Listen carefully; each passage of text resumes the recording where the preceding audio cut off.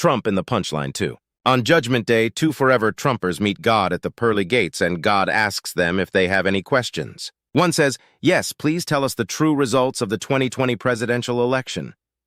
God tells them that the election was not rigged and that Biden won the presidency fair and square. The guy turns towards his friend and whispers, "Looks like this fraud goes higher up than we ever imagined." What trait does Trump and his father have with Putin? They all have the worst judgment when it comes to pulling out.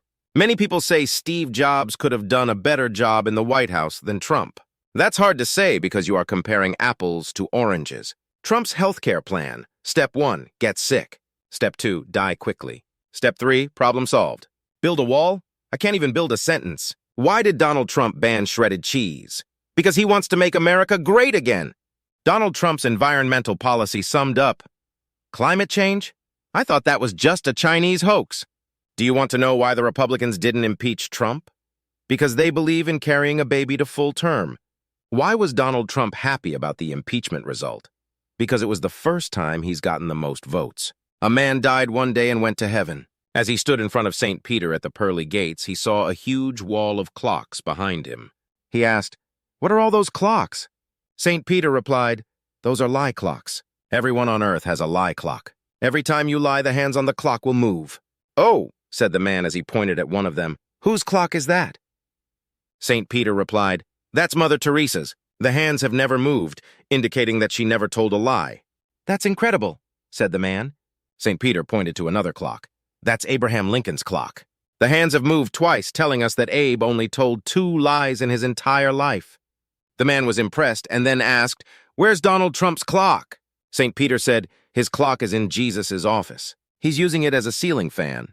A Mexican kid meets Donald Trump and says to him, "I want to be president one day." Trump says, "Are you stupid? Are you an idiot? Out of your mind? Are you retarded?"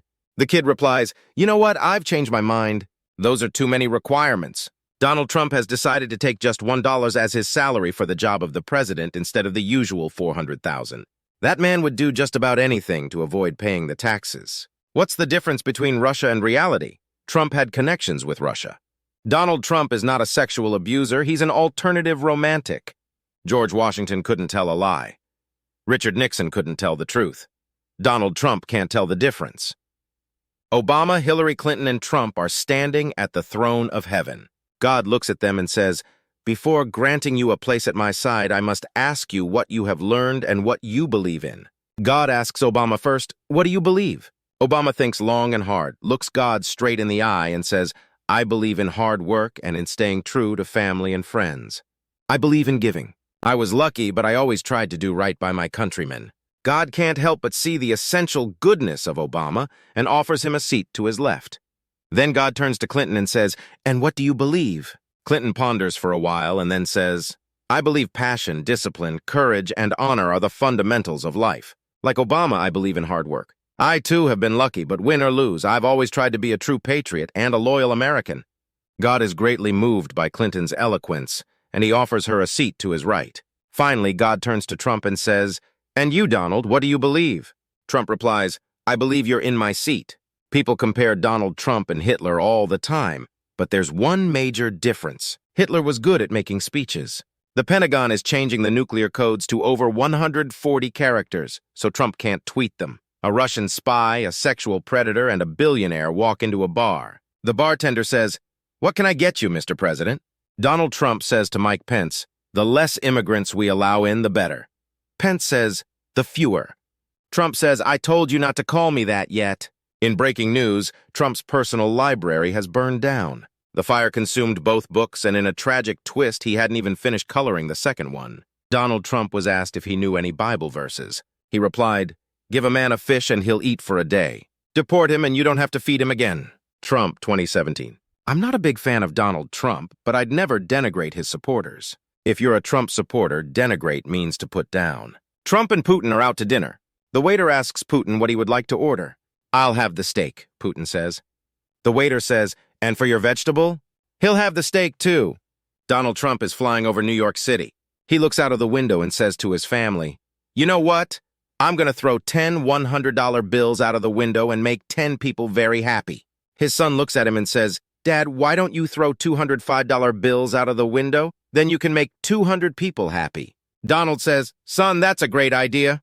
His wife turns to him and says, "Donald, why not throw 1,001 bills out the window? You could make 1,000 people happy." Donald looks at her and says, "Babe, that is a fantastic idea, the best I've heard." The pilot turns and looks at Trump and says, "As long as you're at it, why don't you throw yourself out of the window and make millions of people happy?" What happens when Donald Trump takes Viagra? He grows taller. Donald Trump is now president, but the real winner is Melania Trump. Now she can call herself the first lady instead of the third wife.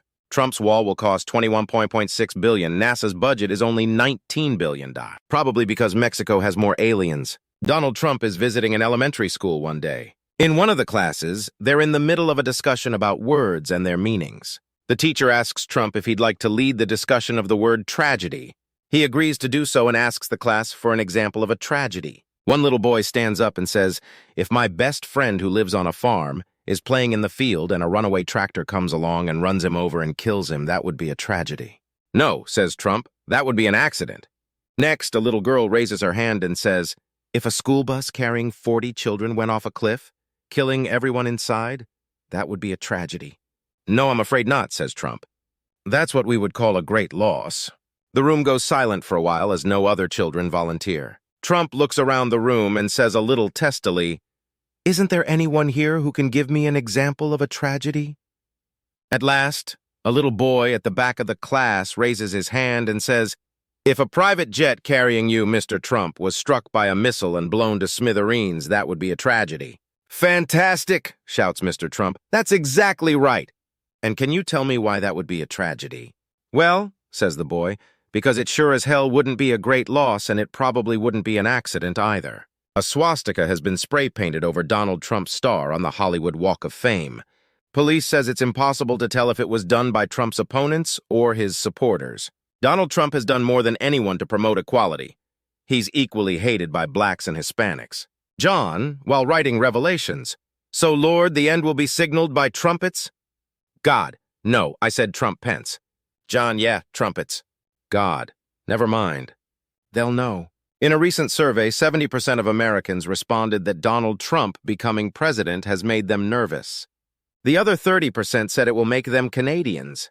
Donald Trump has announced that now he's president, he's going to put a wig on the presidential plane and call it Air Force One. Donald Trump steps out onto the White House lawn in the dead of winter. Right in front of him on the White House lawn, he sees "Donald Trump sucks" written in urine across the snow.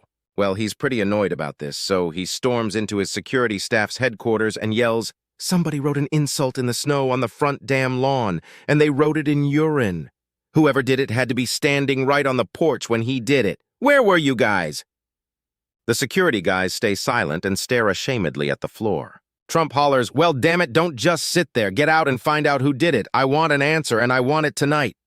The entire staff immediately jump up and race for the exits. Later that evening, his chief security officer approaches him and says, "Well, Mr. President, we have some bad news and we have some really bad news. Which do you want first?" Trump says, "Give me the bad news first." The officer says, "Well, we took a sample of the urine and tested it. The results just came back and it was Mike Pence's urine."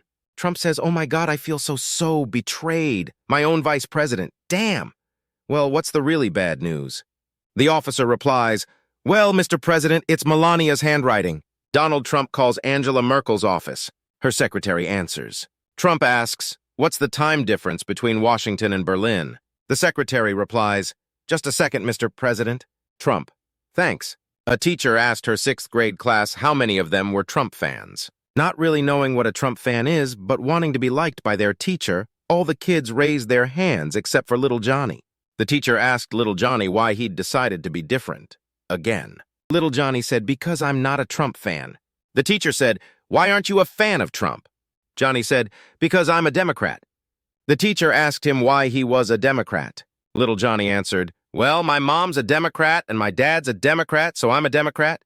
Annoyed by this answer, the teacher asked, "If your mom was a moron and your dad was an idiot, what would that make you?" With a big smile, little Johnny replied, "That would make me a Trump fan."